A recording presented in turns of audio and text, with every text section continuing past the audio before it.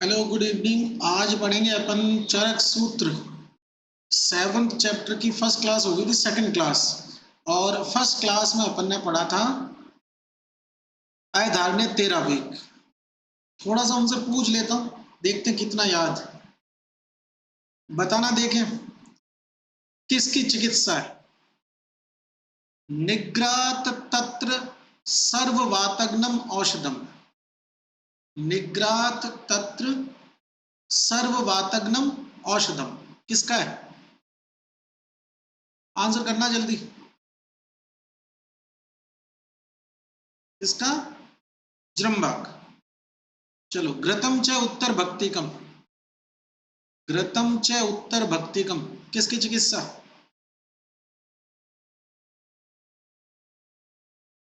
इसकी शौतु या छींक की।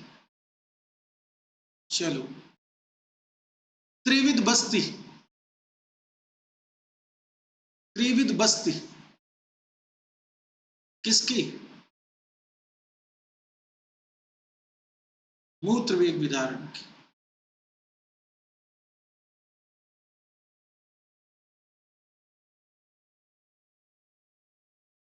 वात वर्चो अप्रवर्तनम कौन सा वेग विदारण?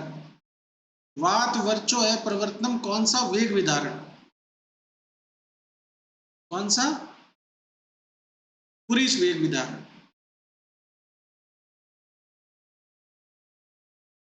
संगो विणमूत्रवात। संगो विणमूत्रवात कौन सा वेग विदारण? कौन सा? अपान वायु वेग विदारण। वर्ती भोजन बस्ती सस्तम वात अनुलोमनम। वर्ती भोजन पान बस्ती सस्तम वात अनुलोमनम किसकी चिकित्सा?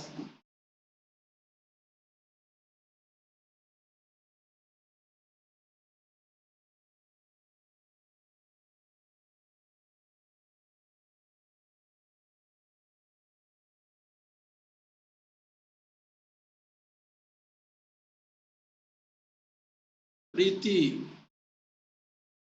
इसको नहीं हो रहा क्या लाइव शो? किसकी रहे? अपान वायु की। अपान वायु वेग विदारण की। परमार्थी अन्नपान कौन सा वेग विदारण?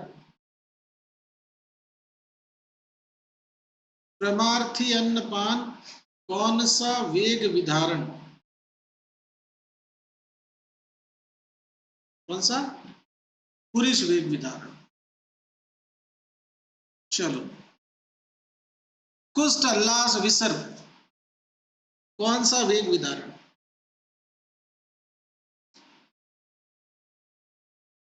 कुष्ठ उल्लास विसर्ग कौन सा वेग विधारण? स्किन वाले हैं तो कौन सा होगा? छर्दी वेग विधारण। चलो, विनाम किस किस में था? विनाम मूत्र वेग विदारण और जृंभा वेग विदारण। किस किस में? मूत्र वेग विदारण और जृंभा वेग विदारण। ठीक है, यस। आंसर करते रहना, लाइन बोल रहा हूं बताना। रुक्ष अन्नपान व्यायाम विरेकश्च अत्र शस्यते। रुक्ष अन्नपान व्यायाम विरेकश्च अत्र शस्यते कौन से वेग विदारण की चिकित्सा? कौन से वेग विदारण की? कौन बताएगा? छर्दी की।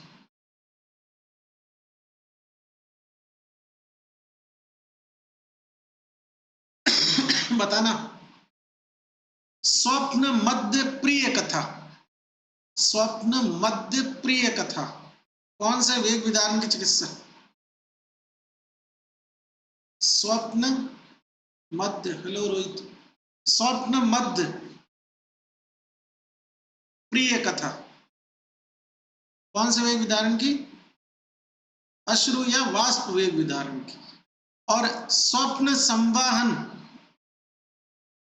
स्वप्न संवाहन कौन से वेग विदारण की? स्वप्न संवहन। कौन से की? निद्रा वेग विदारण की। किसकी? निद्रा वेग विदारण। चलो लाइन बोल रहा हूं, बताना किसकी है। श्लोक की लाइन है और देखते तुमको कितना आता है। पिबेत सीरम सुअपि च इष्ट कथारथ। पिबेत सीरम सुअपि च इष्ट कथारथ। कौन सा वेग विदारण? बोलो बोलो बोलो। पिबेत सीरम सुअपि च इष्ट कथारथ। कौन सा? निद्रा वेग विदारण। वात घनश्च क्रियाहिता। वात घनश्च क्रियाहिता। कौन सा वेग विदारण?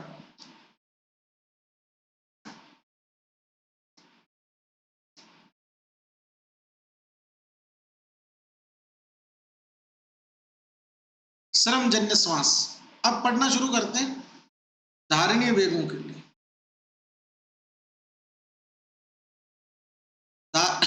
धारणीय वेग मन, वचन और कर्म, इनसे 3 प्रकार के होते हैं। सबसे पहले मन से होने वाले, या मन जो अर्ज करता है, रॉन्ग अर्ज कह सकते हो आप, जिन अर्जेस को एक्सप्रेस नहीं करना चाहिए और मन करेगा, जो कि मन के अंदर सत्व रजतम तीनों है, तो उनको रोक के रखना है, इनका धारण करना है। तो लिखता लोभ शोक भय क्रोध। मिला? फिर उसके बाद में आगे लिखा है लोभ शोक भय क्रोध मान वेगान विदारित निर्लज्ज ईर्ष्या अतिराग अभिधियाश्च बुद्धिमान। अभी इनको बस स्टार्टिंग से याद रखना और वैसे पता चल जाएगा ये मानस भाव है। फिर उसके बाद में वाचिक, मतलब जैसे आपको किसी ने कुछ बोला या आपका किसी ने कुछ बुरा किया, तो आपका मन करेगा उसको गाली देने का, लेकिन धारण करना चाहिए। कौन कौन से वचन से जो अर्ज होती है या वचन से आप बुरे वेग जो है उनको एक्सप्रेस करने की इच्छा होती है, जिनको रोकना चाहिए, वो कौन कौन से? परुष अतिमात्र से,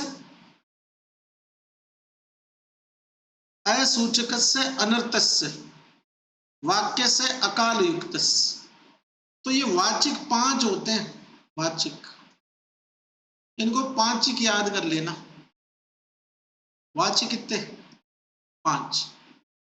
अब शरीर से क्या लिखता है देखो। पर पीड़ा, स्त्री भोग, अस्तेय और हिंसा। अस्तेय का मतलब चोरी करना। ये 4 होते हैं। शारीरिक धारणीय वेग कितने? 4। ये कितने थे? 5। टोटल 18 होते हैं।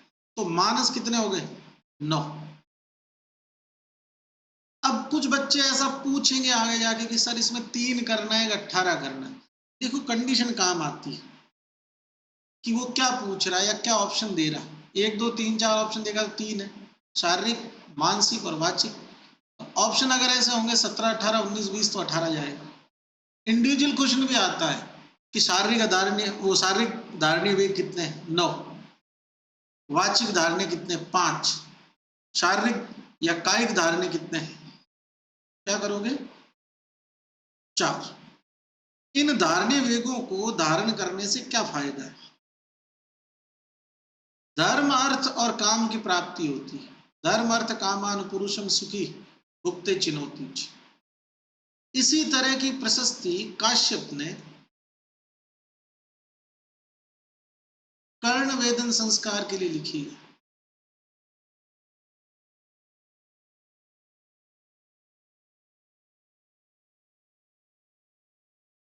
इसके अनुसार धर्म अर्थ और काम की प्राप्ति होती है किससे? कर्ण वेदन संस्कार से। नेक्स्ट आगे बढ़ते हैं तो व्यायाम का वर्णन आता है। अक्सर अपनी भूल जाते हैं कि चरक में व्यायाम कहाँ पढ़ा था वो याद है, लेकिन रेफरेंस भूल जाते हैं। रेफरेंस ये है कि न तो ये स्वस्थ व्रत में है, मतलब न दिनचर्या में, न ऋतुचर्या में, और न ही सदव्रत में, मतलब नेक्स्ट चैप्टर में। किस में?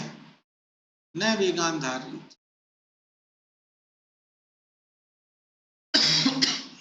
व्यायाम शरीर को दृढ़ता देता है और स्थिरता देता है। जो लूज टिश्यू है उसकी कॉम्पैक्टनेस को बढ़ाता है।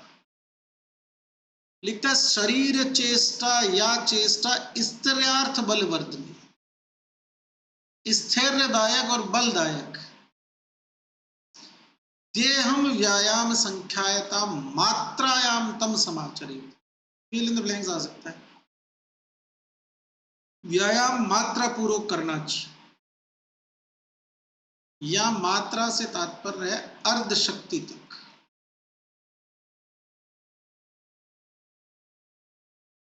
विमर्श में चलेंगे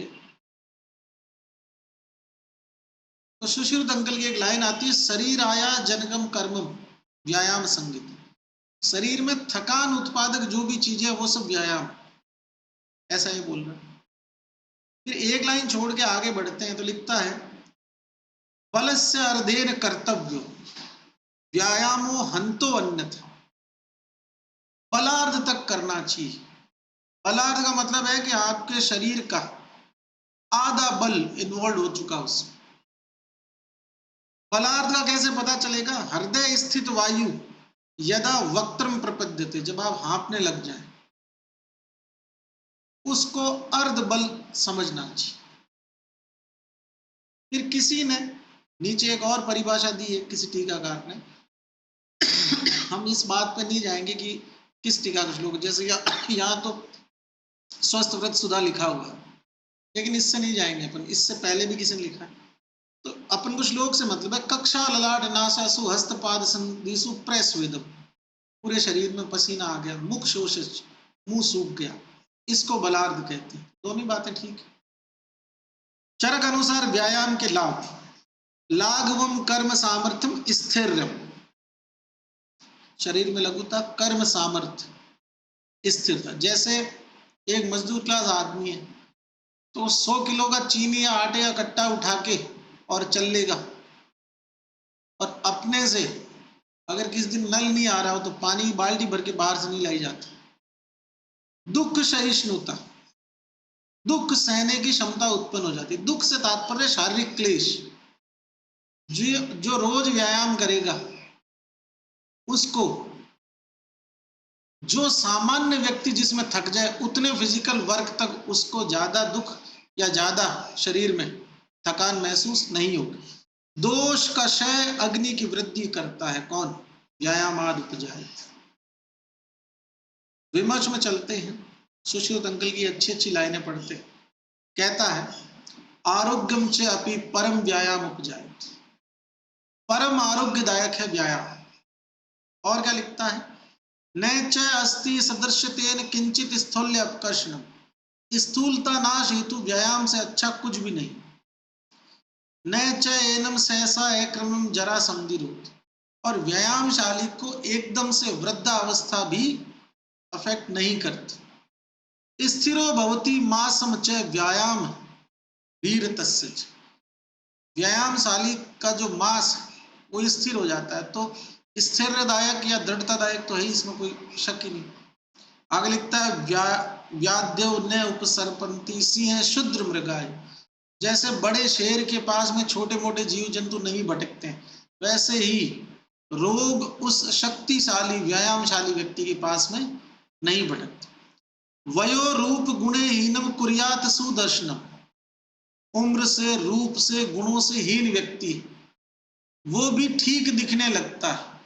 सलमान खान, उम्र गई, रूप गया, गुणहीन तो था ही वो, कुर्यात सुदर्शनम, फिर भी दिखने में ठीक। अब अगर व्यायाम नहीं करता तो रूप की हानि और ज्यादा होती। व्यायाम कुर्वतो नित्यम विरुद्धम अपि भोजन, व्यायामशाली व्यक्ति रोज विरुद्ध भोजन भी कर सकता है। क्यों? विदग्धम अविदग्धम व निर्दोषम परिपच्यते, क्योंकि पथ्य और अपथ्य दोनों को बिना किसी दोष के व्यायाम करने वाले व्यक्ति में उसका पाचन हो जाता है, कारण अग्नि की वृद्धि होती रहती है। अगली लाइन में शुरू से ही पढ़ रहा हूं, व्यायामो ही सदा पथ्यो बलि नाम स्निग्ध भोजी नाम। जो रूखा सूखा खाता है उसको व्यायाम नहीं करना चाहिए, क्योंकि रूखा सूखा अगर ज्यादा व्यायाम करेगा तो बॉडी को ज्यादा एनर्जी की नीड होगी और उसके पास खाने कुछ है नहीं, तो शरीर का क्षय होना चालू हो जाएगा। स च शीते बसंते च तेषाम पथ्यतम स्मृतम। शीत और बसंत ऋतुओं में इसको पथ्य मानना।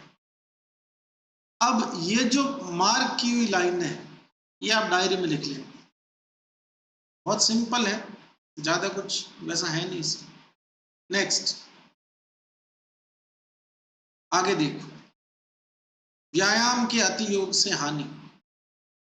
राजस्थान प्री पीजी का पेपर हुआ था 2015 का, उसका क्वेश्चन है। ऑप्शन था निम्न में से कौन सा अति व्यायाम जन्य व्यापद नहीं है। क्वेश्चन ये था, ऑप्शन थे तमक, प्रतमक,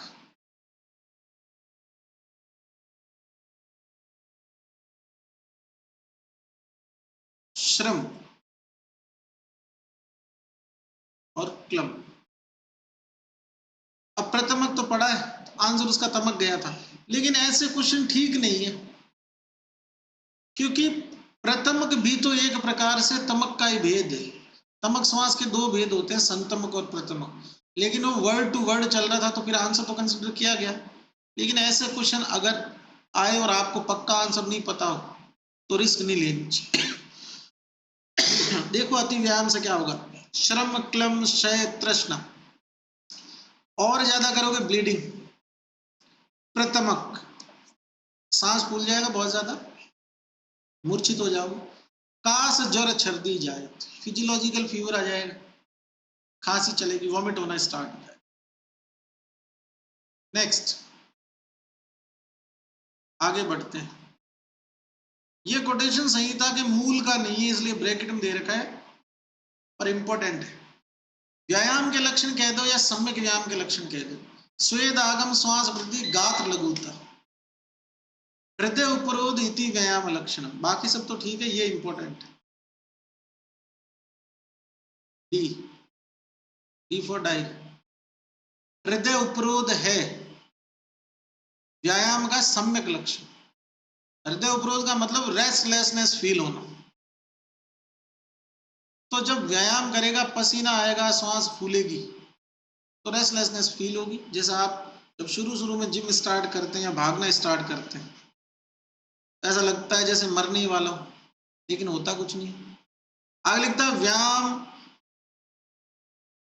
हास्य भाष्य अधु ग्राम्य धर्म प्रजागरण। व्यायाम हास्य भाष्य अथवा ग्राम्य धर्म प्रजागरण, ये 6 भाव है। इन 6 भावों का अतियोग नहीं करना चाहिए,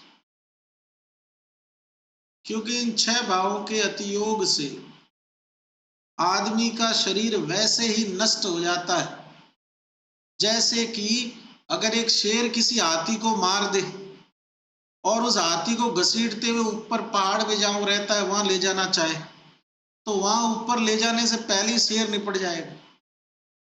तो लाइन आती है कि यो अति मात्रम निसेवेत गज सिंहम इवा आकर्षणम सहसा सह विनिश्चित। गज को घसीटने में सिंह के शरीर का कर्षण हो जाता है, वैसे ही इन 6 भावों के अतियोग से शरीर नष्ट हो जाता है। तो ये लाइन आके आपसे पूछ सकता है कि कितने भावों के लिए बोला, 6 भावों के लिए। नेक्स्ट व्यायाम के अयोग्य, बहुत ध्यान से सुनिएगा। जो पहले से दुर्बल है, जो पहले से डिहाइड्रेशन में है, और या फिर उसमें पहले से कोई ब्लीडिंग डिजीज है, ऐसे लोगों को व्यायाम नहीं करवाते। जैसे अति वैवाय भार अथवा कर्म आदि भी कर्षित है, पहले से ही किसी फिजिकल एक्सर्शन की वजह से जिसके शरीर में क्षय हो चुका है। क्रोध शोक भय आयास, इनसे आक्रांत व्यक्ति या फिर मानस भावों के कारण कोई व्यक्ति पहले से दुर्बल हो चुका है। बालक, वृद्ध, ये दोनों ही क्या होते हैं? दुर्बल। ठीक। लास्ट लिखा है शुद्धित त्रसित, भूखा और प्यासा, वर्जिए तूर व्यायाम, ऐसे व्यक्ति को व्यायाम नहीं करना। नेक्स्ट, व्यायाम के बाद में पादांशिक क्रम, रेफरेंस चरक सूत्र 7। याद करना आसान है। पादांशिक क्रम का मतलब होता है कि जैसे 100% जो है, इसको अगर आप 4 हिस्सों में बांटोगे तो 25-25% हो जाएंगे।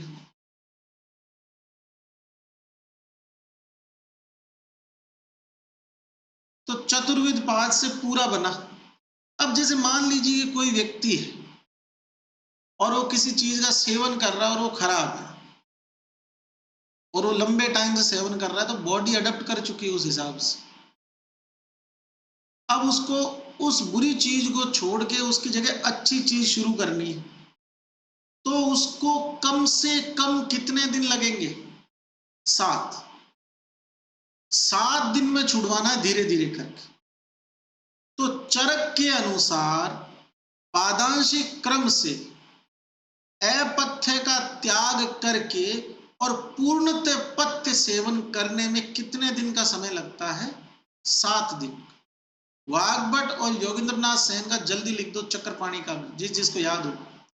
पादांशिक क्रम चरक अनुसार कितने दिन लगते हैं? 7 दिन। संयोग से पादांशिक क्रम का वर्णन चरक ने 7वें चैप्टर में ही किया। तो याद रखना कंपैरेटिवली आसान है कि 7वां चैप्टर था, पादांशिक क्रम उसी में था और 7 दिन लग रहे थे। जैसे इन बच्चों ने लिखा, वाग्भट के अनुसार पादांशिक क्रम से किसी भी चीज को छोड़ने में कितने दिन का समय लगता है? 22 दिन का। लिखो वाग्भट बराबर 22 दिन। चक्रपाणी बराबर 15 दिन। वाग्भट बराबर 22 दिन। देखो मैं यहां से लिख देता हूं, चरक बराबर 7 दिन, योगेंद्रनाथ सेन बराबर 10 दिन, चक्रपाणी अंकल 15 दिन, और कौन? वाग्भट 22 दिन। ये पादांशिक क्रम से अपथ्य को छोड़कर पूर्णतः पथ्य सेवन हेतु लगे हुए दिन डायरी में लिख लेना बाबू। पढ़ता हूं, सुनिएगा। ताभ्याम क्रम पादांशिको भवेतम, एकांतरम ततश्च ऊर्ध्वम द्वयंतरम त्रयंतरम तत्। अब इसकी गणित में मत उलझना, आंसर सही आ जाएगा पढ़ोगे जब। लेकिन जैसे अब तुम चरक के 7 दिन समझोगे, वो तो फिर भी समझ लो। फिर चक्रपाणी के 15, योगेंद्रनाथ सेन के 10, वाग्भट के 22, आएगा आंसर वही। टाइम खराब मत कर।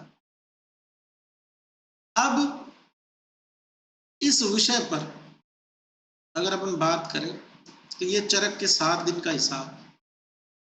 पहले दिन 25% पथ्य लेना, 75 पथ्य। दूसरे और तीसरे दिन 50-50 चलने दो। चौथे, पांचवें, छठे दिन 75% पथ्य, 25% अपथ्य, और 7वें दिन चारों भाग पूर्णतः पथ्य।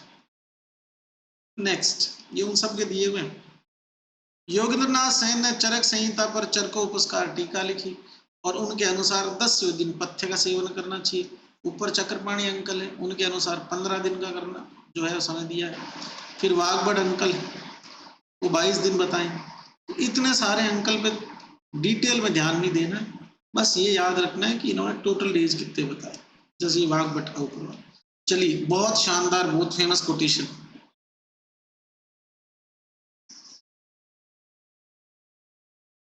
क्रमेण अपचिता दूषा, क्रमेण उपचिता गुणा। मैंने एक दिन समझाया था, अपचय मतलब घटना, उपचय मतलब बढ़ना, ये अपचय है। क्रम से घटाए हुए दोष और क्रम से बढ़ाए हुए गुण, संतो यान्त अपुनर्भव प्लस अप्रकंप भवति, अपुनर्भव इरिवर्सिबल हो जाते हैं, मतलब परमानेंट हो जाएंगे गुण शरीर में, और दोष परमानेंट जो है विकृत अवस्था में थे वो बाहर चले जाए। अप्रकंपमान का मतलब है फिक्स होना, हमेशा के लिए क्या हो जाएंगे, स्थिर। तो क्या हो गया इसको,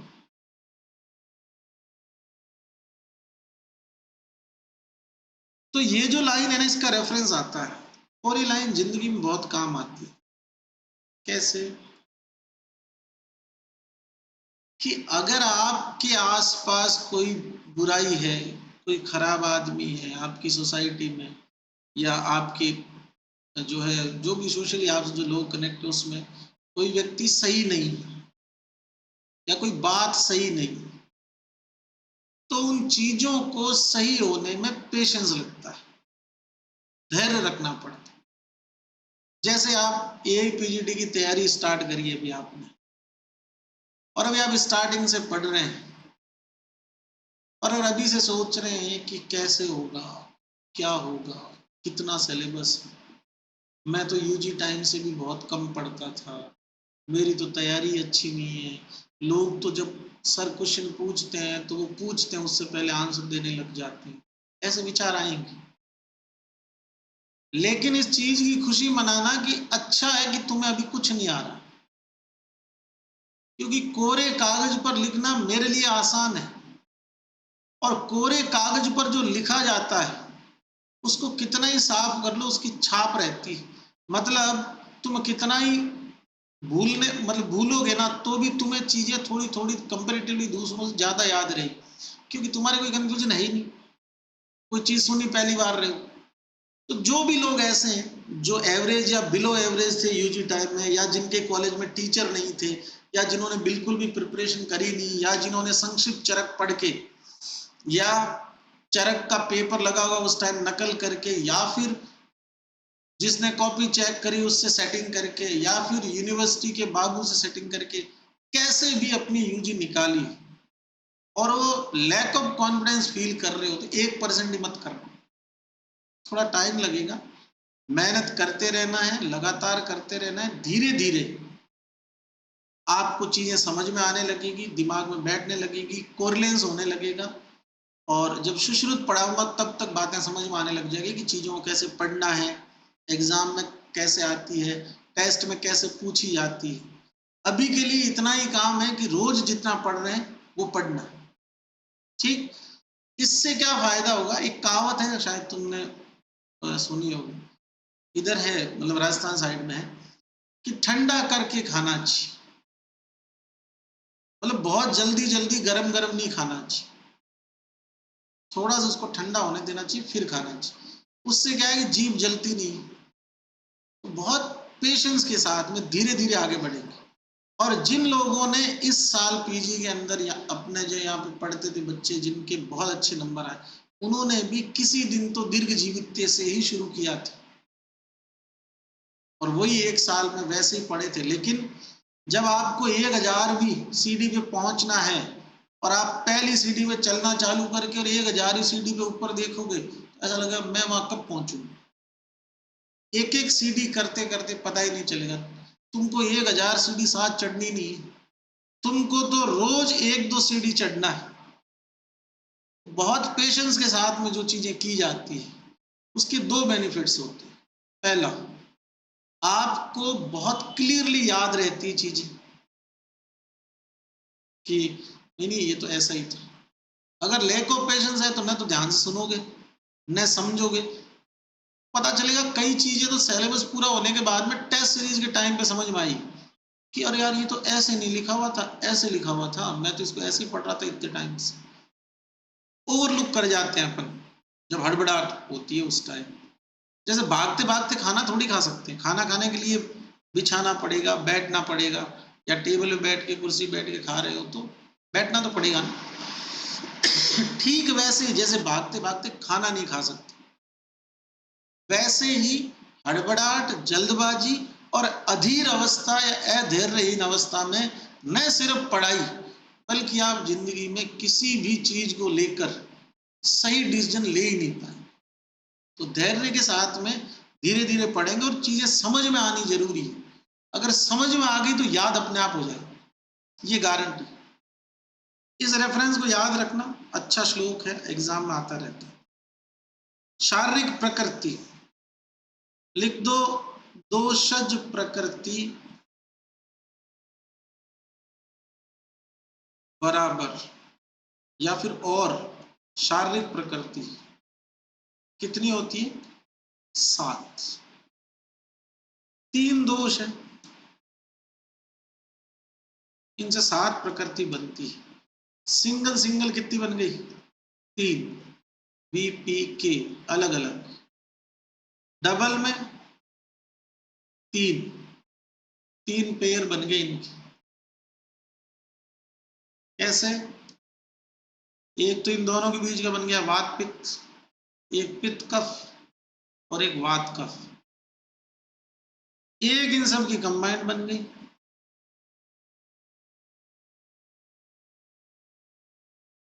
कौन सी? वी पी के। आई बात समझ? अप्रकंप्य, देखो कंपन का मतलब है कांपना, और कांपना मतलब अस्थिरता। अप्रकंप्य मतलब कंपन रहित, फिक्स्ड, परमानेंट जो चीज हो जाए वो। देखो जरा आगे, प्रकृति के विरुद्ध गुण वाले द्रव्यों का सेवन स्वास्थ्य वर्धक होता है, सत्य कथन। बावड़े बच्चे हैं, एग्जाम के टाइम पे सोच नहीं पाते, इस लाइन पे इसलिए लगवा रहा हूं। प्रकृति मतलब खुद की प्रकृति, आपकी प्रकृति वात है मान लीजिए, तो वाती का आहार आपके लिए अच्छा थोड़ी होगा, उसके अपोजिट मतलब कफवर्धक चीजें अच्छी होगी। लिखा विपरीत गुणस्तेषाम स्वस्थ वर्ते विधि हितम सम सर्वरस सातम्यम सम धातु प्रशस्त। सत्य कथन है कि प्रकृति के विरुद्ध द्रव्यों का या प्रकृति के विरुद्ध गुणों वाले द्रव्यों का सेवन करने से स्वास्थ्य वृद्धि होती। नेक्स्ट, मलायन कितने होते हैं? 10। 2 अधः मूत्रपुरीश, 7 सिर में। स्वेद मुखानी, इसको एक ही मान लिया, जो स्वेद वाई जहां से स्वेट ग्लैंड के सिक्रेशन, उसको एक मान लिया। 2 + 7 + 1 = 10। अब याद ही नहीं आएगा, जिस दिन सुश्रुत पढ़ाऊंगा मैं पूछूंगा मलायन कितने, तो 90% बता देंगे 10 होते हैं, लेकिन 9% को याद आएगा कि मलायन कहाँ पढ़ाए थे, 7वें चैप्टर। ठीक, मलों की वृद्धि होने से मलायनों में गुरुता, और मलों का क्षय होने से मलायनों में लघुता उत्पन्न होती। नोट डाल के लिखो। वाग्भट, मलों की वृद्धि की अपेक्षा मलों का क्षय अधिक कष्टकारी है।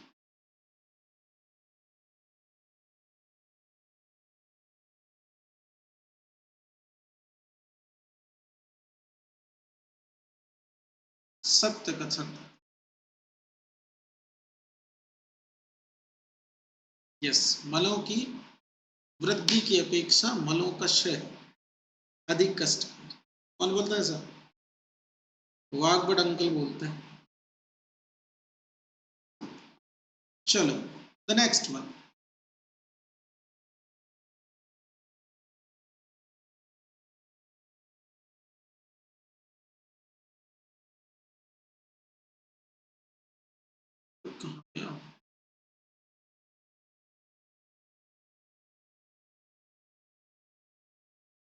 जो व्यक्ति स्वस्थ व्रत के नियमों का पालन नहीं करता है उनको ये क्षय वृद्धि जन्य रोग होते हैं, क्योंकि उसके दोष धातु मल साम्य अवस्था में नहीं रहते।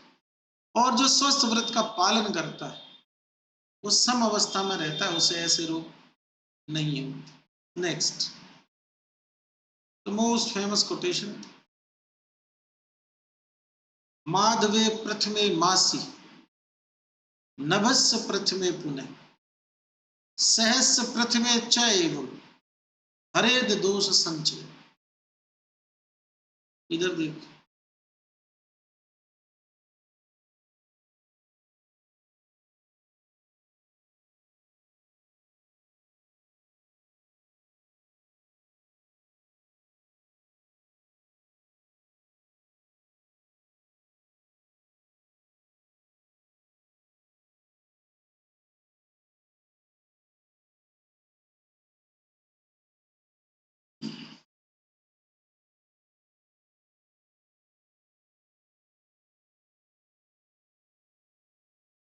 वात पित्त कफ,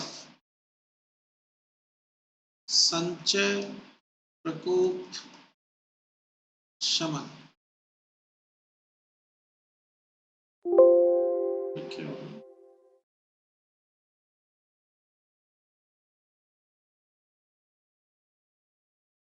अब देखना इधर, वात के, जैसे मैं पहले आपको सिंपल सिंपल जो वो बता दूं, जैसे पित्त का प्रकोप कौन सी ऋतु में? शरद। कफ का? बसंत। और वात का प्रकोप एक बार के लिए वर्षा, प्रावट नहीं मान के वर्षा के हिसाब से। अब इनके पहले वाली ऋतु संचय, आगे वाली शमन। और दोषों के प्रकोप काल में शोधन करवाते। ये दोषों के निर्णय का मतलब दोषों का शोधन है।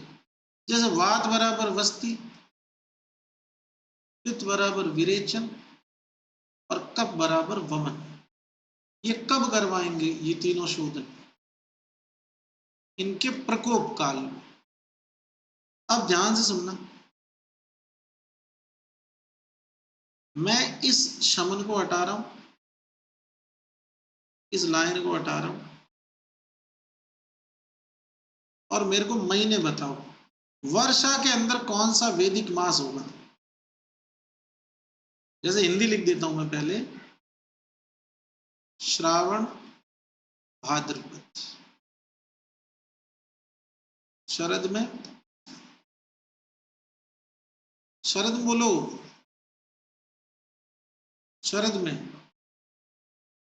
शरद शरद शरद में देखिए कितना याद है ऋतु चल रहा है। शरद में कौन सा मास होगा? अश्विन कार्तिक।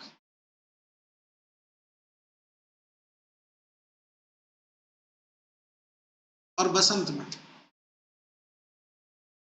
बसंत मतलब शिशिर, बसंत, ग्रीष्म, ये हो गया तुम्हारा मार्च अप्रैल। मार्च अप्रैल में कौन से महीने होते हैं हिंदी के? अबे हिंदी के चैत्र वैशाख, ये तो हिंदी महीनों के नाम हो गए। अब अगर इन हिंदी महीनों के नाम को मैं वैदिक में कन्वर्ट करूं तो श्रावण भाद्रपद इक्वल टू क्या होगा?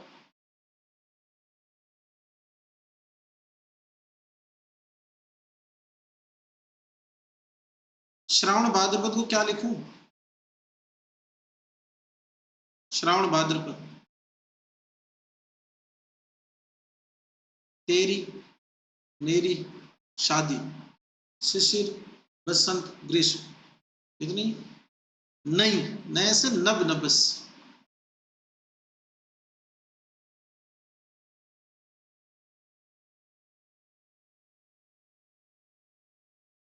ठीक, अश्विन कार्तिक, शिशिर, बसंत, ग्रीष्म, वर्षा, शरद।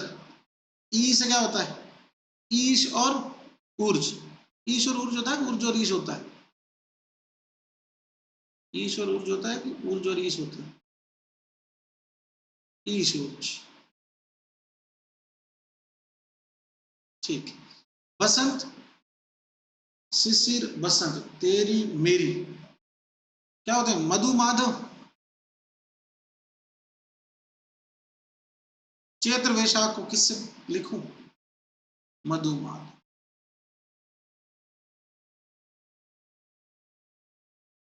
अब ये पिक्चर आपके सामने, अब मैं श्लोक पढ़ता हूं।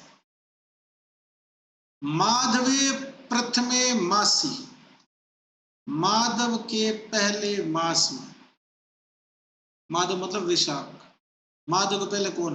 मधु मतलब चैत्र बराबर कफ। नवस्य प्रथमे पुनः, किधर गया? नवस्य का मतलब भाद्रपद, इसके पहले वाला मतलब नव, तो श्रावण बराबर वात। ये कफ का हो गया, ये वात का। सहस्य प्रथमे चैव, यहां तो सहस्य है ही नहीं। तेरी मेरी शादी न ही हो सकती, सहस। इस भाई साहब ने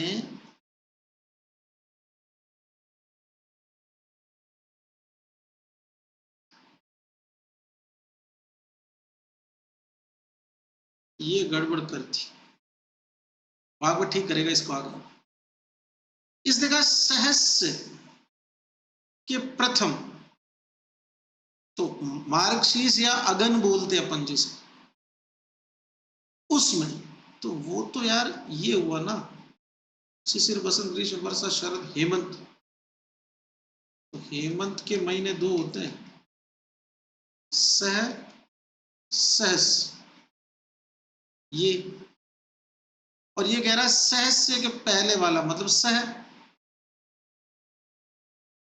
इस महीने में पित्त का निरण कर। अरे इस महीने में, तो ये पोष है, ये मार्गशीर्ष और अगन है, तो मैं यहां लिख देता हूं मार्गशीर्ष बराबर पित्त। अब अपन ने इसको डिकोड कर लिया जो ये श्लोक था उसको। अब मैं साफ साफ लिखता हूं, देखो, श्रावण बराबर वात निर्हरण। इस श्रावण का मतलब क्या? नभस्य के पहले वाला नभ। फिर मार्गशीर्ष बराबर पित्त निर्हरण, और तीसरा कौन सा है? चैत्र बराबर कफ निर्हरण। अब अगर इनको मैं ऐसे लिखूं, SMC, और इधर ही हो जाएंगे वात पित्त कफ, ये चरक है। तो जनरली हम ऐसे याद करते हैं CMS बराबर चरक और CS के बराबर वाग्भट। अब सुनना, ये ट्रिक क्रम से नहीं है, बस तुम्हें पता होना चाहिए C for Chaitra, M for Margashirsha, S for Shravan, वो हाँ श्रावण, और ये क्या कहता है? CS के। अब यहां जब इसको डिकोड करके नीचे जाते हैं, तो वाग्भट अंकल ने अपनी तरह ही, बेचारे ने, वाग्भट ने पहले इनको ठीक करा। ये क्या पहले बाद में कर रहा है? चैत्र श्रावण कार्तिके क्रमात् साधारण श्लेष वात पित्ते हरे। अब इसने भी अपनी तरह दोषों को सीक्वेंस में नहीं रखा, लेकिन बोला वैसे ही CS के फॉर्म। तो वाग्भट का CS के है क्रमश है किसके लिए? कफ पित्त, सॉरी कफ वात और पित्त के लिए। दोषों का सीक्वेंस तो वही सीक्वेंस में रह नहीं सकता, लेकिन CS के CS हम याद रखें।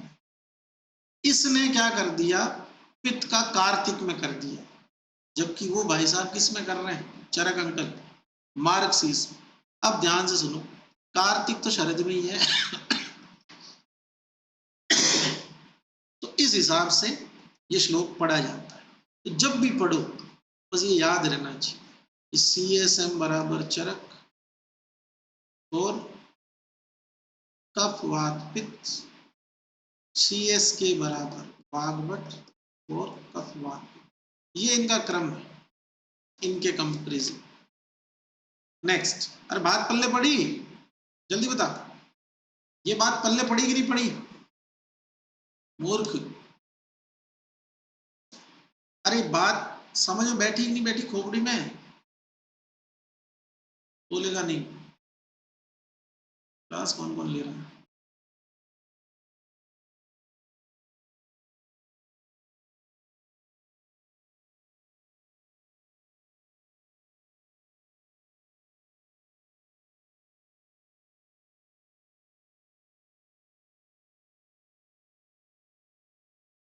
पड़ गई? ठीक, अगर नहीं पड़ी है तो बता देना, बाकी मेरे हिसाब से इसको अपन ने प्रॉपर डिकोड कर दिया। नहीं पड़ी पल्ले, नहीं पड़ी तो उसका एक कारण है, मैं बता देता हूँ। ये तेरी मेरी शादी वाली ट्रिक याद नहीं हो गया। देखो, संचय प्रकोप प्रसर दोषों की 3 अवस्थाएं। प्रकोप अवस्था में दोषों का शरीर से निररण शोधन या पंचकर्म द्वारा करते हैं। वात का प्रकोप वर्षा में, पित्त का शरद में, कफ का बसंत में होता है। इन ऋतुओं में निररण करना चाहिए। लेकिन जब चरक ने इस श्लोक में जो बताया है, तो चरक के अनुसार वात का वर्षा में मिल जाता है, कफ का बसंत में मिल जाता है। वात का वर्षा के पहले मास में, कफ का बसंत के पहले मास, क्रमशः श्रावण और चैत्र में। लेकिन वो बोलता ऐसे कि भादवे से पहले वाले महीने में, मतलब श्रावण में वात का, वैशाख से पहले वाले में मतलब चैत्र में। अब उसमें भी वो वैदिक नाम बोलता है, जैसे बोलना चाहिए था हिंदी में, बोलता हिंदी महीनों के नाम से बोलता तो भाद्रपद से पहले वाले मास में क्या बोला, नभस्य प्रथमे मास, नभस्य के पहले मतलब नभ में, नभ किसको कहते हैं, श्रावण, वाद की बात खत्म। कफ का भी ऐसे, माधवे प्रथमे मासे, माधव के पहले वाले मतलब मधु, मधु किसको बोलते हैं, चैत्र को। तो कफ का बसंत में, ये ओके, ये कंसेप्चुअल है दोनों चीज, कोई डाउट है नहीं। पित्त में गड़बड़ करी चरक ने, चरक ने पित्त का निर्हरण शरद के अश्विन कार्तिक में नहीं बताकर हेमंत के प्रथम महीने मार्गशीर्ष में बता दिया। इसलिए चरक अनुसार चैत्र, श्रावण, मार्गशीर्ष, इन 3 महीनों में दोषों का निररण होता है, जिसको अपन CSM से याद करते हैं। वाघभट्ट ने एडिट करा कि मार्गशीर्ष तो कार्तिक, वो उसका शरद का मास ही नहीं है, और पित्त का निररण तो शरद में करते हैं। तो उन्होंने क्या करा, ठीक करा, और उन्होंने मार्गशीर्ष के स्थान पर पित्त का निर्हरण या शोधन कार्तिक मास में करने का निर्देश दिया। और उन्होंने मास के अंदर भी वैदिक मासों का प्रयोग वाग्भट ने नहीं किया इस श्लोक में, उन्होंने हिंदी जो महीनों के नाम होते हैं उस हिसाब से बताया। बात समझ में आई? अरे ठीक से समझ में आना चाहिए। ठीक से समझ आया कि नहीं आई? ये जल्दी बोलो, अब भी नहीं आया तो फिर समझाऊंगा, लेकिन समझ में आना चाहिए। बोलो हाँ ना बोलो, जिनको नहीं आया वो बताना। अरे जल्दी बताओ। सौरभ, तृप्ति,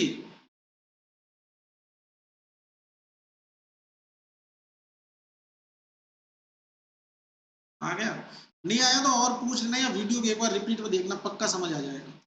और समझ में आ गया तो रटने की जरूरत नहीं पड़ेगी, नहीं तो फिर रटते रहना, माधवे प्रथमे मासी, नभस्य प्रथमे पुण्य। और तुम जानते हो रटाफिकेशन में कभी कोई एग्जाम रट के पास हुआ ही नहीं जा सकता। चलिए, पंचकर्म रसायन वाजीकरण की बात करते हैं। अब तुम एक मजेदार बात बता, नियम कहता है कि अगर आप किसी भी रोगी या स्वस्थ व्यक्ति में रसायन या वाजीकरण का प्रयोग करते हैं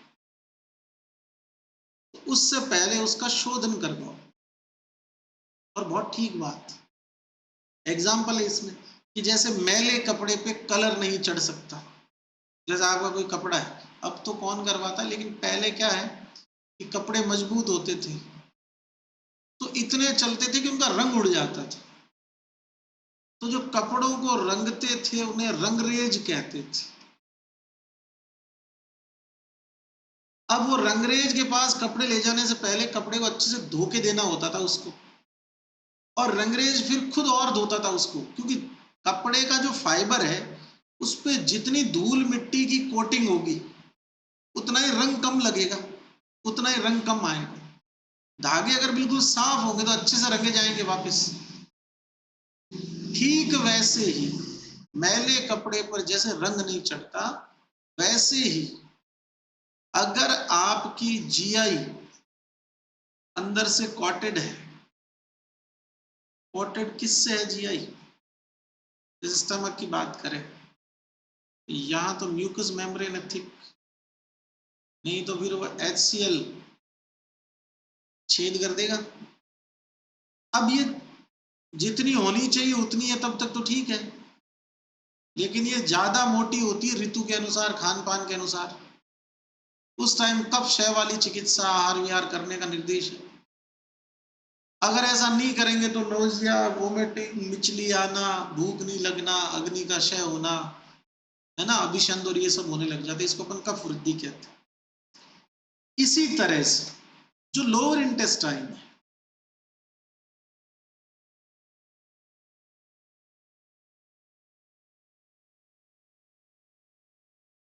इसमें किसकी कोटिंग होगी? भोजन की, जो मलभूत अवस्था में होगी। अब मेरी बात को ध्यान से सुनना।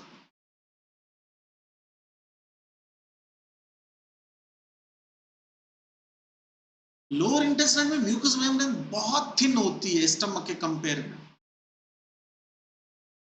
लेकिन जिन रोगियों में मल शुद्धि ठीक से नहीं होती है, कॉन्स्टिपेशन रहता है, उनमें स्टूल बहुत हार्ड होता है, और उस हार्ड स्टूल की कोटिंग बन जाती है इंटरनल एरिया पे, या ये वाले जो एब्जॉर्प्शन विलाइज होते हैं यहाँ पे, जो एब्जॉर्ब करते हैं खाने, इस एरिया पे अगर कोटिंग होगी तो छेद क्या हो जाएंगे, जिनसे एब्जॉर्प्शन होता है वो बंद, या कंपेरेटिवली कम छेद ही खुले रहेंगे। अब अगर तुम रसायन वाजिन का प्रयोग रोगी को करवा रहे हो तो भी वो तो मल के साथ बाहर निकल रहा है ज्यादातर अमाउंट, क्योंकि एब्जॉर्प्शन के लिए छेद ही नहीं है, अंदर से जीआई कॉटेड है। अगर तुम पहले वमन कराओ तो ये प्रॉपर हो जाएगी म्यूकस मेम्ब्रेन, फिर तुम विरेचन कराओ ये वाला एरिया, और फिर तुम बस्ती दे दो ये वाला एरिया, ये तीनों ही शुद्ध हो जाएगा। और यही पूरा जीआई ट्रैक है। अब पूरा जीआई ट्रैक अगर शुद्ध है, साफ है, तो जो भी मटेरियल जाएगा उसका मैक्सिमम अमाउंट एब्जॉर्ब हो पाए। इसलिए शोधन कर्म रसायन और वाजीकरण का पूर्व कर्म है। पंचकर्म के संदर्भ में जैसे पूर्व कर्म मतलब शोधन खुद के संदर्भ में पूर्व कर्म तो आपके ये हो गए स्नेह स्वेदन, प्रधान कर्म हो गया वमन विरेचन बस्ती, और पश्चात कर्म हो गया संसर्जन। लेकिन ये पूरा शोधन का प्रोसेस किसी एक और प्रोसेस का पूर्व कर्म है, वो है रसायन वाजीकरण सेवन।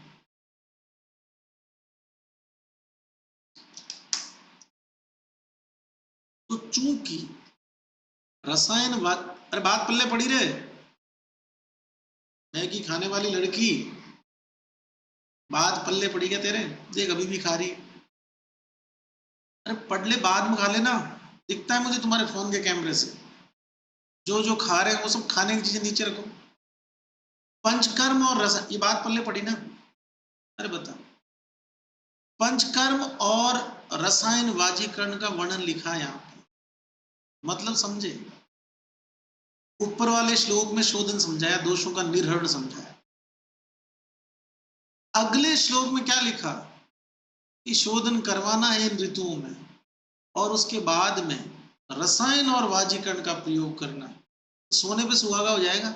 लिखता है कि स्नेहन स्वेदन करने के बाद ऊर्ध्व अधय मार्गों से बस्ती आदि कर्म, नस्य आदि कर्म करने चाहिए। उसके बाद रसायन और वृक्ष योगों का प्रयोग करना चाहिए। ठीक, अब आगे जो लाइन एग्जाम में आएगी वो अब पढ़े। अभी तो उस लाइन की भूमिका थी, ये पढ़ना क्यों पढ़ रहा है इस जगह पे। फेमस लाइन, रोगस तथा न जायन्ते प्रकृति स्तेषु धातुषु धातुश्च अभिवर्तन्ते जरामांधम उपेति च। रोगस तथा न जायन्ते प्रकृति स्तेषु धातुषु, ये लिखा हुआ है, या फिर धातुश्च अभिवर्तन्ते जरामांधम उपेति च, इसके नीचे टीका होगा। इसका मतलब यही है कि जरा मंद हो जाती है, वृद्धावस्था को रोका नहीं जा सकता, एजिंग को रिवर्स नहीं किया जा सकता, स्लो किया जा सकता। धातुओं की वृद्धि हो रही है, जरा है वो मंद हो गई। अब अगर कोई एग्जामिनर ये कोटेशन आपको देता है, ऑप्शन देता है कि ऐसा किसके लिए कहा, रसायन के लिए पहला ऑप्शन, दूसरा रसायन वाजीकरण के लिए, तीसरा रसायन वाजीकरण और पंचकर्म के लिए या शोधन के लिए, और चौथा कोई नहीं, तो आंसर ऑल जाएगा, मतलब तीसरा जाएगा। कौन सा, ऐसा किसके लिए बोला है, रसायन प्लस वाजीकरण, लेकिन उससे पहले क्या दे चुके हो, पंचकर्म, तो ऐसे इफेक्ट आएंगे। अब लोग सर्दियों में च्यवनप्राश खाते हैं, पूरे दिन तिल पट्टी और मूंगफली की पट्टियां खाते हैं, दूध पीते हैं गाढ़ा, च्यवनप्राश लेते हैं, फिर कहते हैं इससे कुछ हुआ ही नहीं, खांसी नहीं रुकी। च्यवनप्राश की जितनी दवाई थी उसको जितनी मात्रा में शरीर में एब्जॉर्ब होना था उसका 1% अंदर गया है, तो वो फायदा भी तो 1/100 ही करेगा। बात समझ में आ रही? ये दोनों लाइनें किसके लिए हैं, रसायन वाजीकरण और पंचकर्म, तीनों के लिए। ठीक है, चलो आगे। आगंतुज और मानस रोगों के लिए चिकित्सा, इसमें अभी ऐसा कुछ खास है नहीं, आप आगे चलो इस टुकड़े पे। देश काल आत्म विज्ञान सद्वृत्त से अनुवर्तन, किसकी चिकित्सा, आंसर करना है आगंतुज रोग।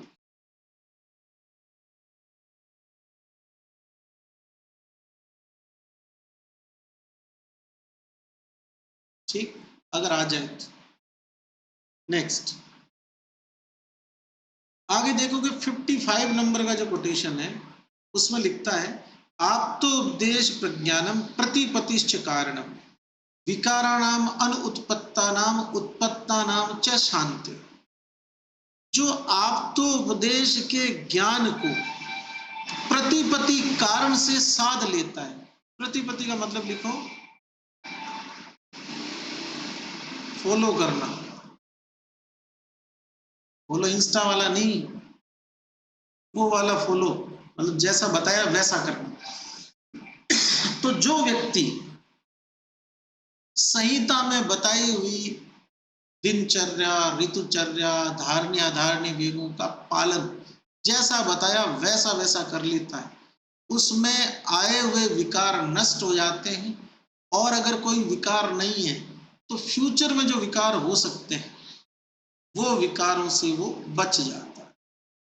नेक्स्ट, यहां कुछ चीजें लिखी हुई है कि ऐसे लोगों का साथ नहीं करना चाहिए, बिल्कुल सही लिखा है। और जिंदगी भर अगर नहीं निभा पाओ तो कम से कम AIPGT की जो तैयारी है तब तक ऐसे लोगों से बचना। पाप वृत्ति मिला, कलह प्रिय, वो कोई भी हो सकता है, घर वाले हो सकते हैं, तुम्हारा दोस्त हो सकता है, वो भी हो सकती है, वो भी हो सकता है। अब बचने का तरीका क्या है, अगर तुमने सोच रखा है कि इसके बिना तू नहीं तो मैं नहीं, अगर ऐसा है उसको समझा दो कि मैं कर रहा हूं तैयारी या कर रही हूं तैयारी, 1 साल मुझे चाहिए शांति, तो तेरे में अगर साल भर का पेशेंस है तब तो अपन आगे सोचेंगे। और अगर तेरे में नहीं है और तुझे हर टाइम यही पूछना है फोन क्यों नहीं उठाया, रिप्लाई क्यों नहीं करा, तो देवी या देवता जो भी है उसको हाथ जोड़ना, बोलना मैं करियर, फ्यूचर और पेरेंट्स जो मेरे पे इतना टाइम और इतना मेरे लिए उनका जो डेडिकेशन है, उसको तो कैसे खराब कर दूं? क्योंकि मेरे फील्ड में बहुत कम चॉइसेस हैं और उन चॉइसेस में जो सबसे नंबर वन है, उसके लिए अगर आप किसी को अपने साथ जिंदगी भर रखना चाहते हो या वो वैसा है, तो वो पक्का मान जाएगा, उसको समझ में आ जाएगा कि ये सिंसियरली तैयारी करेगी या करेगा, इसको दुख नहीं देती हूँ, इसको पढ़ने देती हूँ, कले नहीं करती हूँ इस। तो अगर ऐसा कोई हो तो उससे बचना, उसको अगर ऐसा हो जिसको छोड़ नहीं सकते उसको समझाना, नहीं समझे तो छोड़ देना, ठीक। दूसरा कोई ऐसा दोस्त हो, ऐसा काम है, या ऐसा लड़कियों में अक्सर होता है गॉसिप जो है, लड़कियां बहुत ज्यादा करती है, उसने क्या करा, उसका कौन, वो किधर गई, कहाँ भाग गई, किधर चली। ये लड़कियों में थोड़ा ज्यादा है, लड़कों को फर्क नहीं पड़ता, भाग गया तो वापिस आ जाएगा, ऐसा है। तो अगर ऐसा कोई हो, उससे डिस्टेंस बना लो, क्योंकि वो फालतू की बातें है और तुम लोगों को तब तक वो ठीक था जब तक तुम्हारा टाइम पास हो रहा था, उसको पढ़ना नहीं होगा इसलिए ऐसा कर रहा। तो जो भी दूसरों के बारे में बकवासें कर रहा हो, उनके बारे में कुछ बोल रहा हो, अपने को उसमें ज्यादा इंटरेस्ट रखना ही नहीं, समझ रहे हो? अरे सच तो बोल रहा हूँ, है ना, सच बोल रहा हूँ। अबे सर का एक्सपीरियंस नहीं बे, ऐसा थोड़ी है कि जो शादी करता है उसी को पता होता है कि शादी कैसे होती, बारातियों को भी पता होता है भाई, बाराती तो रहे होंगे ना। एक्सपीरियंस अगर ऐसी चीजों करता तो पीजी में हो ही नहीं पाता, और तुमको पढ़ाने कौन देता फिर? जैसे अपन पढ़ते पढ़ते कभी ऐसा भी हो जाएगा कि 2 घंटे भी लग जाएंगे, डेढ़ भी लग जाएगा, पढ़ने के बाद में वीडियो एडिटिंग होगी, उसकी वो वीडियो अपलोड होगी, फिर दूसरे काम इतने सारे। अगर ऐसा होता फिर कैसे ही होता, समझ रहे हो? बाराती ठीक है अपन, पर अनुभव है बारात का भी कि हाँ ऐसा होता है। और मैं कह रहा हूँ ना, बहुत सारे जो होते हैं उनका तो पता रहता है ना कि हाँ, वो खुद बता देते हैं कि सर ऐसा ऐसा है, पढ़ने ही नहीं देती, 24 घंटे एक ही बात बोलती है या बोलता है। लड़कों में ये प्रॉब्लम ज्यादा है, कौन सी? लड़के क्या भोंड बुद्धि होते हैं, लड़की फोन साइलेंट करके पढ़ रही है, अब वो सिंसियरली पढ़ रही है, और अगर स्ट्रीम अलग अलग हो पहली बात तो, या फिर जैसे तुम पीएचडी की तैयारी कर रही हो और वो जॉब में हो, या फिर वो कोई और कुछ काम कर रहा हो या मेडिकल फील्ड से नहीं हो, तो और ज्यादा भोंट होगा वो, कि उसको यही समझ में नहीं आएगा कि पीएचडी की तैयारी ऐसे होती है। फोन नहीं उठाया तुमने, मैंने 20 मैसेज कर दी, क्यों कर दिए? एक कर देता, देखती तो रिप्लाई कर देती, और नहीं कर रही इसका मतलब या तो देख नहीं रही या करना नहीं चाह रही, और दोनों ही बातों में तुझे दूसरा मैसेज नहीं करना चाहिए, समझ रहे हो? जो दोनों साथ में पढ़ जाएगा वो पीएचडी टॉप कर जाएगा, ये गारंटी। अगर मैं सच बता रहा हूँ, एक अच्छा दोस्त, चाहे वो तुम्हारा दोस्त हो, चाहे तुम रिलेशनशिप में हो उसके साथ, अगर वो सच में तुम्हारे बराबर पढ़ रहा है या तुम्हें पढ़ने के लिए प्रेरित करता है, या तुम्हारी बातचीत जो होती है वो धीरे धीरे तुम देख रहे हो कि ट्रांसफॉर्म हो रही है। पहले हम बकवासें करते थे कि कौन सी मूवी आई है, कौन सी रील आई है, बिग बॉस में कौन जीत गया, ये बातें तो मेरे जैसे फ्री आदमी की। अब फ्री हूँ ना, ऐसी कोई बात, ऐसा है नहीं मेरे को कि 24 घंटे बैठ के पढ़ना है, मतलब जो आम जन है उनके लिए। तो वो बातें तुम देखो कि धीरे धीरे चेंज होगी। कुटकी की फैमिली क्या है, अब रात को 1 बजे कोई अगर कुटकी की फैमिली डिस्कस कर रहा है, भाषा का वीर्य डिस्कस कर रहा है, लौंग का वीर्य डिस्कस कर रहा है, तो ये कपल सही डायरेक्शन में जा रहा है। तो 2 पंख वाले पक्षी हैं ये, मतलब वैसे आपको एक पंख के साथ तैयारी, अब इसका मतलब ये नहीं कि सारे रिलेशनशिप में आ जाओ, 1 साल उसको संभालने में लगेगा जब तक ये पीएचडी 2024 आ जाएगा।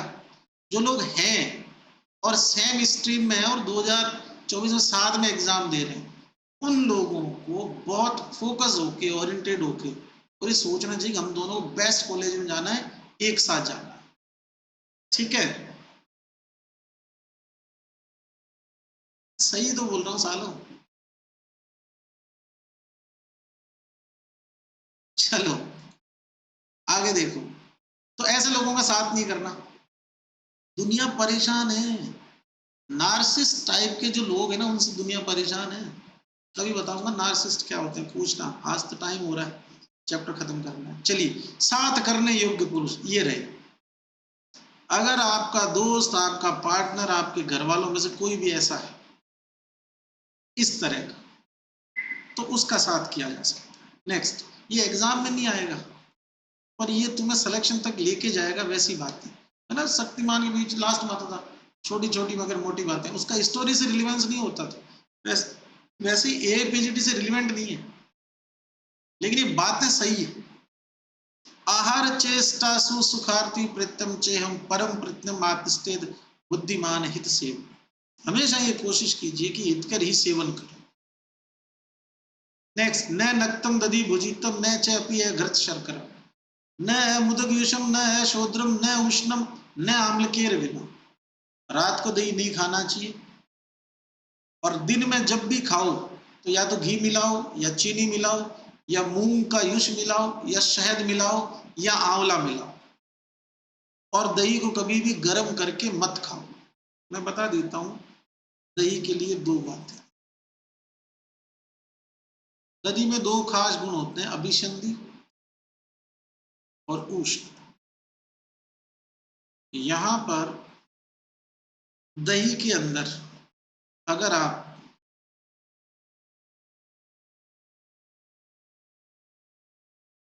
मुदगयुष या मधु मिलाओगे तो उससे अभिसंधि गुण नष्ट हो, और अगर आप इसके अंदर घृत, शर्करा, आंवला ये मिलाओगे तो इसका उष्ण गुण कम होगा, क्योंकि तीनों ही शीतल है और ऊपर वाले दोनों ही रुक्ष है, लेखन करते हैं, मूंग और मधु। ठीक, तो न चापिय घृत शर्कर न अमुदगयुष है न अशूद्र न आम्लकीय, ये 5 चीजें इस तरह की। फिर आता है कि रात को नहीं खाना चाहिए, रात को नींद, और नींद मतलब अभिसंधि।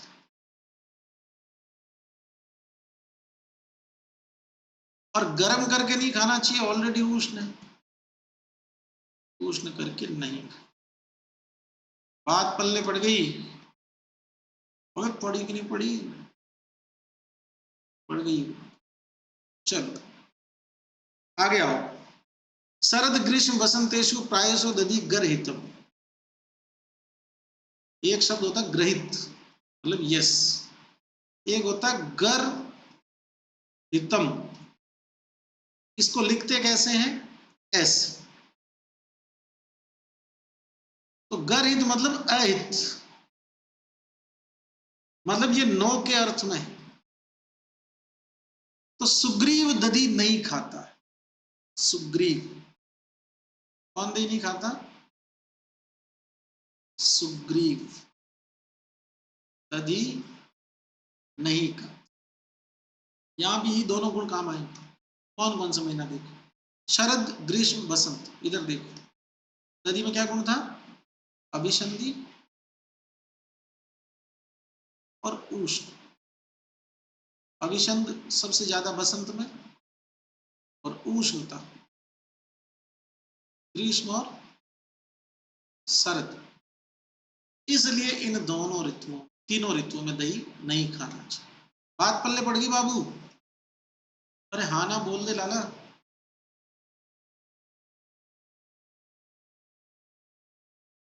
नेक्स्ट, अगर कोई फिर भी नहीं माना कि नहीं सर मैं तो उसके बिना नहीं रहूंगा, किसके बिना, दही के बिना, तो क्या होगा, ज्वर रक्त पित्त विसर्प कुष्ठ पांडु आम्ल कामला च उग्रा विधि हित्वा दधि। इन बीमारियों को देखना, ये अभिसंध और उष्णता की वजह से, जैसे एक बता दो, ज्वर आमाशय समुद्र व्याधि अभिसंध है, रक्तपित्त विसर्प कुष्ठ पांडु कामला, ये सभी उष्णता की वजह से होने वाले पित्तज और रक्तज रोग ये हो।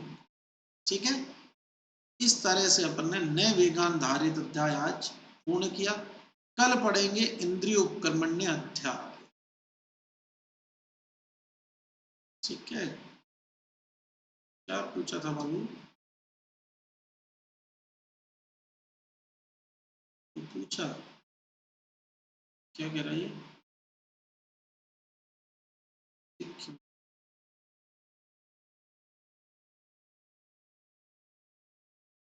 सारे बैच एक जैसे ही होते हैं क्या? किसी को भी कोई ठीक बात समझाना, मेरे सिर पे ठीक रहा फोड़ देते हैं। अब मैं तुम लोगों को ऐसी कोई बात ही नहीं बताऊंगा, तुम नालायक हो सब के सब। मुझे लगा पिछला बैच ही ऐसा था, पहली बार कोई बात समझाई सालों ने मेरा ही डाल दिया। क्या बोला एक ने बोला था ना, किसने बोला था? हाँ, सर का एक्सपीरियंस। ठीक है, अब नहीं बताऊंगा सालों को। श्लोक नंबर 44 का श्लोक, कौन सा 44 बाबू? 44 कितने गया 44? अगर 44 आ जा भाई, है ना? कुछ नहीं, खास बात है नहीं, जो लिखा हुआ है व्याधि विपरीत हेतु विपरीत चिकित्सा करना है, वही करेंगे। व्याधि विपरीत हेतु विपरीत उभय विपरीत सब करेंगे आगे जाके।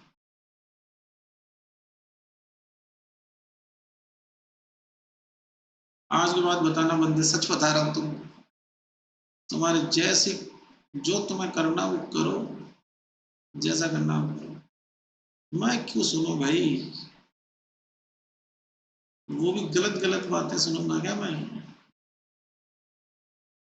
अरे सालों एक क्वेश्चन था यार, तुम लोगों में से किसी का मुझे मिल नहीं रहा। मुझे कल भेज देना यार, है ना? अभी टाइम ज्यादा हो रहा है, कॉल भी आ रही है। ठीक है, हेलो सर, प्रणाम। बस आशीर्वाद है सर। हाँ जी।